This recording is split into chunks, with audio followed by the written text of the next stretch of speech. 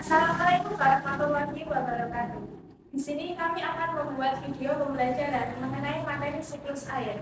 Saya Keisha Dewi Syafaat dengan NPM 2314060-290.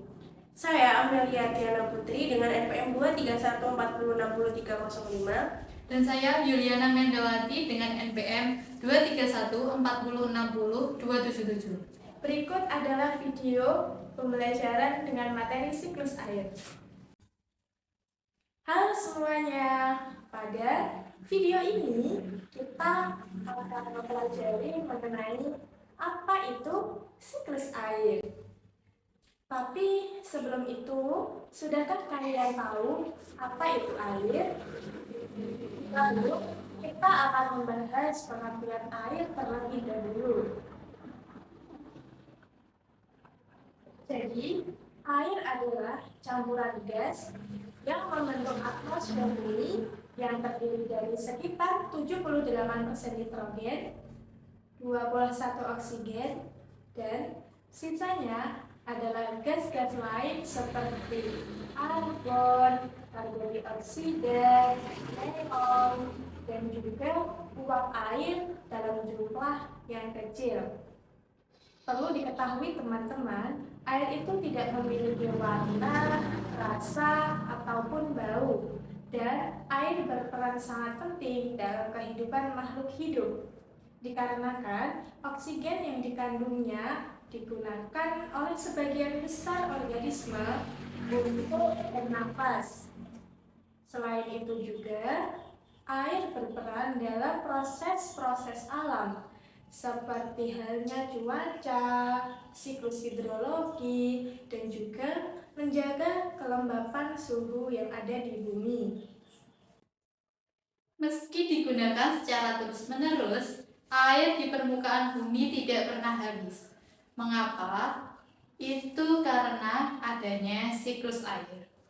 Nah, apa sih siklus air itu?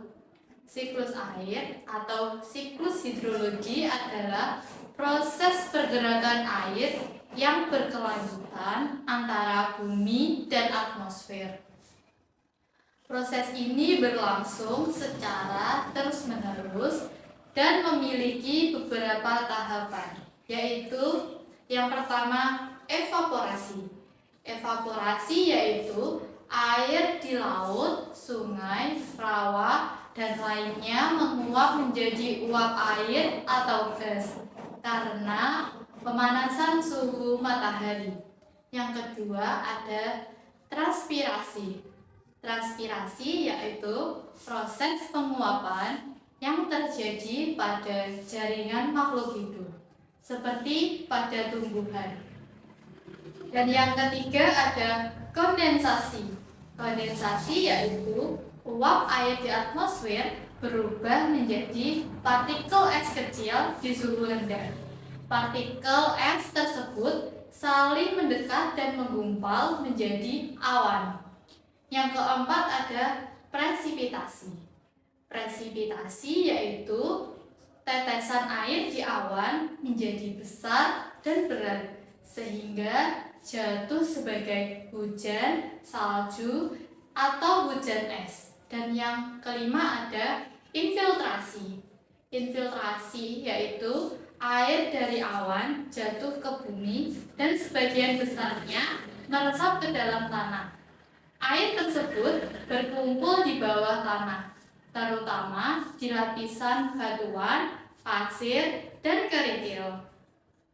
Setelah kita mempelajari tentang apa itu siklus air, salah satu termasuk dari siklus air adalah hujan. Hujan memiliki banyak manfaat penting bagi kehidupan makhluk hidup, baik bagi manusia, hewan, maupun juga tumbuhan. Berikut adalah beberapa manfaat utama hujan. Yang pertama, menyediakan sumber air bersih. Hujan adalah salah satu sumber utama air tawar yang sangat penting bagi kehidupan. Air hujan meresap ke dalam tanah menjadi air tanah dan mengisi sungai, danau, serta waduk yang digunakan sebagai sumber air bersih untuk keperluan sehari-hari. Yang kedua, menunjang pertumbuhan tumbuhan. Hujan membantu menyiram dan juga menyuburkan tanah, menyediakan air bagi tumbuhan yang sangat diperlukan dalam proses fotosintesis dan juga pertumbuhan. Yang ketiga, mendukung dari kehidupan hewan-hewan. Hujan mengisi habitat perairan seperti sungai, danau, dan juga rawa yang merupakan tempat hidup bagi banyak spesies hewan air, termasuk ikan, amfibi, dan serangga air. Selain itu, hewan darat juga bergantung pada air hujan untuk minum dan menjaga keseimbangan ekosistemnya. Yang keempat, mengatur suhu dan juga iklim. Nah, hujan membantu mengatur suhu dan kelembapan atmosfer. Dengan adanya hujan, suhu dapat menurun dan kelembapan udara meningkat sehingga mencegah iklim menjadi terlalu kering dan juga panas, yang mana berdampak buruk pada lingkungan. Dan yang terakhir, yang kelima, yakni membersihkan udara. Hujan juga membantu membersihkan udara dari polusi debu dan partikel-partikel kecil yang berbahaya. Secara keseluruhannya, hujan memainkan beberapa peran penting dalam menjaga keseimbangan ekosistem, mendukung pertumbuhan alam, serta menyediakan kebutuhan air bagi makhluk hidup. Nah, selanjutnya kita akan membahas kegiatan manusia yang mempengaruhi siklus air. Kita mulai dengan kegiatan positif. Yang pertama yaitu reboisasi atau penanaman kembali hutan yang gundul. Manusia menanam tumbuhan di berbagai tempat untuk membantu menjaga daur air dan kadar pelepasan uap air melalui transpirasi tanaman ke atmosfer. Yang kedua, menghemat penggunaan air dapat dilakukan dengan cara mematikan keran air saat tidak digunakan, menampung air hujan menggunakan air secukupnya, dan menggunakan air kembali untuk tujuan lainnya. Yang ketiga, memperbanyak daerah resapan air, yakni meningkatkan daerah resapan air agar air hujan dapat masuk ke dalam tanah. Yang keempat, mencegah pencemaran air dengan tidak membuang sampah atau limbah sembarangan. Mencegah pencemaran air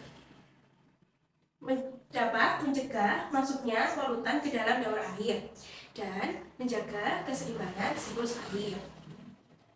Yang kelima, memperbanyak ruang terbuka hijau. Ruang terbuka hijau membantu menjaga siklus air dengan menyerap air hujan, mengurangi risiko banjir, dan meningkatkan kualitas air. Selanjutnya, kegiatan negatif. Yang pertama, pembangunan lantai beton. Permukaan tanah yang ditutup aspal atau beton dan dibangun perumahan serta gedung bertingkat dapat mengurangi kemampuan tanah untuk menyerap air. Yang kedua, pencemaran udara, asap pabrik, dan kendaraan bermotor dapat menghasilkan gas buangan yang mencemari udara seperti gas sulfat dan nitrat. Zat-zat pencemar ini bereaksi dengan uap air di atmosfer dan turun sebagai hujan. Hujan asam berbahaya karena mencemari air di permukaan bumi, merusak tumbuhan, dan melakukan batuan. Yang ketiga, pengambilan air tanah. Secara berlebihan, pengambilan air tanah tanpa diiringi dengan jumlah masuknya air ke dalam tanah dapat mengurangi cadangan air tanah. Hal itu juga dapat berakibat menurunnya permukaan tanah. Yang keempat, pengundulan hutan yang menyebabkan berkurangnya jumlah pohon sehingga jumlah air yang tersimpan di tanah juga berkurang. Hutan yang gundul akan mengurangi kemampuan tanah menyerap air dan menimbulkan tanah longsor. Selanjutnya, bagaimana ya cara menghemat air? Yang pertama, mematikan keran air saat menggosok gigi, mencuci muka, atau mencuci piring. Yang kedua, menyiram tanaman pada pagi atau sore hari agar tidak banyak air menguap karena panas matahari. Gunakan air deras untuk menyiram tanaman. Yang ketiga, mandilah dengan pancuran karena air mandi dengan berendam atau menggunakan gayung lebih boros air.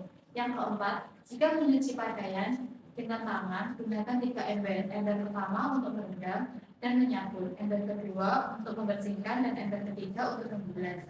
Yang kelima, jika mencuci menggunakan mesin cuci, operasikan mesin cuci dengan beban cucian penuh. Yang keenam, mencuci sepeda, motor, dan mobil dengan lap atau ember. Dan yang terakhir, ketujuh, cek dan perbaiki pipa air yang kotor. Sekian materi yang dapat kami sampaikan, semoga dapat bermanfaat bagi kita semua. Kurang lebihnya kami mohon maaf dan terima kasih telah menonton video kami. Wassalamualaikum warahmatullahi wabarakatuh.